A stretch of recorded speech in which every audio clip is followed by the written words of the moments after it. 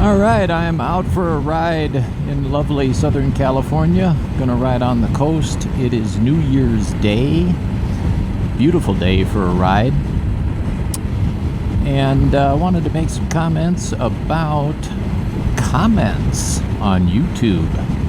Welcome to Urban Monk TV.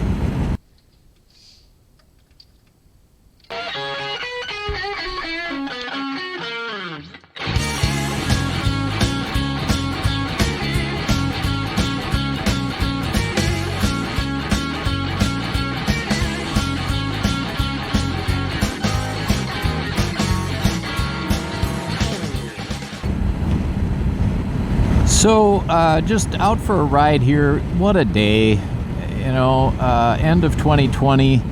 Gotta say, and this may come as a surprise to some, 2020 was a good year for me. And that really all boils down to the fact that I spent most of it giving my wife dialysis. And in October, she received a kidney transplant, and she is still with me. Thus, it's a good year. So for those of you that are keeping score of my wife's health at home, she's doing really good. In fact, excellent. So that's just great. But I wanted to talk today about comments and the interaction or engagement between viewers and not just content creators, but me specifically. And so I mentioned in my book, Creating Mr. Corton, that my dad, was raised in rural Minnesota and has certain values that he instilled in me. And one of those is something I'm sure you've all heard before, which is if you don't have something nice to say, don't say anything at all. It's a pretty good practice for life. If we subscribe to the idea that that is a good life best practice, then if I were making a platform like YouTube, I wouldn't have put a thumbs down button. Why thumbs down? If I don't like something, I could just not give it a thumbs up, right? But okay, so we let people say thumbs down, and I get some thumbs downs, it happens. And, at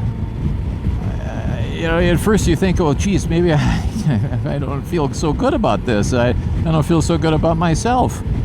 But then I was watching a Paul McCartney live concert video on YouTube, and, this thing's gotten millions of views. He's performing in front of a giant audience at a stadium, performing Live and Let Die with his incredibly talented band. And, he's got $1 million worth of fireworks going off in the middle of this song, and it's just the most amazing thing you'll ever see. I've actually had the pleasure of seeing that concert live, and it was amazing. But once in a lifetime opportunity to see Paul McCartney, a real Beatle, play Live and Let Die and do it in that way with that talented band that he has. They're incredible and just one of the greatest rock concerts I've ever seen. So I'll wave to these guys even though they're all V-twinners. Hey, wait, I'm a V-twin too. Nice of them to wave back to me. What was I talking about? Paul McCartney. So this video's gotten millions of views, hundreds of thousands of thumbs ups, but thousands of people have given it a thumbs down. I'm thinking, wait a minute, this is a Beatle who's pretty much universally accepted by all experts of the music industry as good in some way, shape, or form. And if he's getting thumbs downs, well, then I just don't feel so bad about getting one or two on my videos. So that's it on thumbs down. Don't know why we have them, but it doesn't make sense. But the comments, So I love the comments that I predominantly get on Urban Monk TV. Overwhelmingly positive, and really help the community grow as mechanics, and we share information with each other that's helpful. I don't know everything about wrenching on motorcycles. I'm pretty good, and I've got my way of doing things, and I've got my experience set, but other people will share their experience and their insights, and another person will say, well, why did you do it that way? And I get back in there and share more of my experience, maybe something I didn't share in the video in the first place. And I just love it. Coming into Laguna Beach here, and I love those cypress trees lined up like that. It's like in the movie Gladiator. And I gotta watch my traffic here a little bit.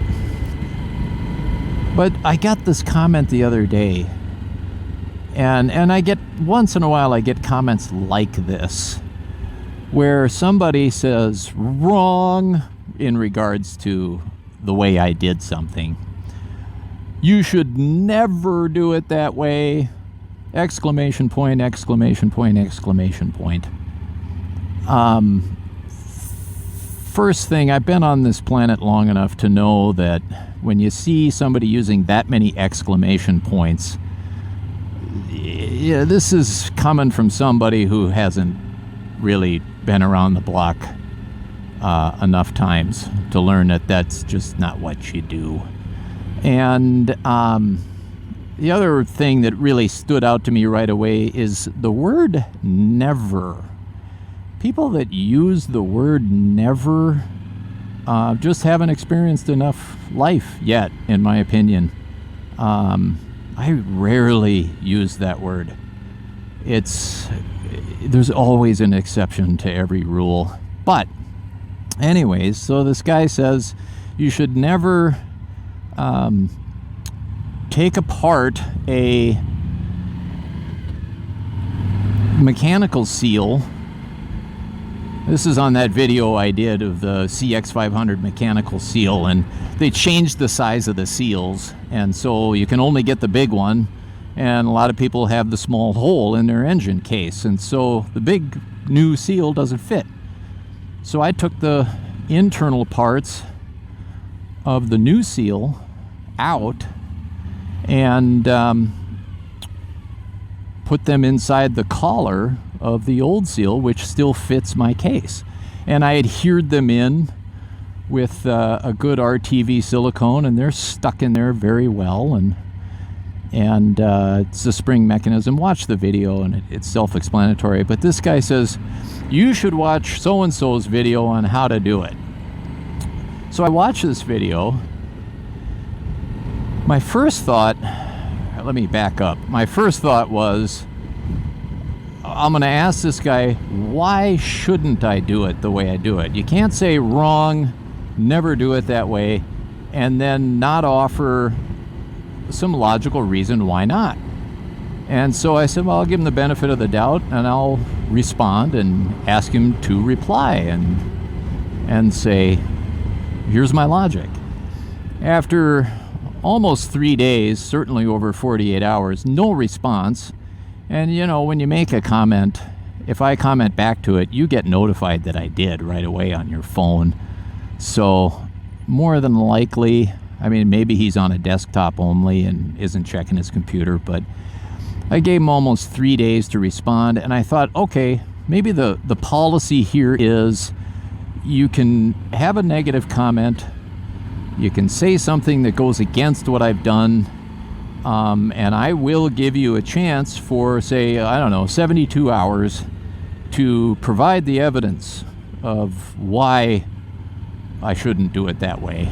And if you don't provide it, then I'll just take it down, because it's not helping the community in any way, shape, or form to just say wrong and then not offer a solution. But in his comment, he said, you got to check out this video. This is how you do it. And So I went and watched this video, and the guy in that video has a CX500. He takes out the old mechanical seal and then proceeds to bore out the casing where that seal goes with a jackknife by hand, just randomly cutting away metal. Then grabs a flap disc on a hand drill and sticks it in the hole at various angles, but not straight, not in a drill press, not in any machine with any sort of precision, and starts trying to, put a surface to that. And he sticks that new mechanical seal in there, and I just thought, oh man, that is so imprecise and not the way to go about it. And what I ended up doing was just commenting back saying, I can't support that kind of garage engineering. But then so I left the comment up. Of course, my concern is that somebody's just going to read the first comment and not click on read replies and get the full story there. So it's unfortunate, that we have people that just kind of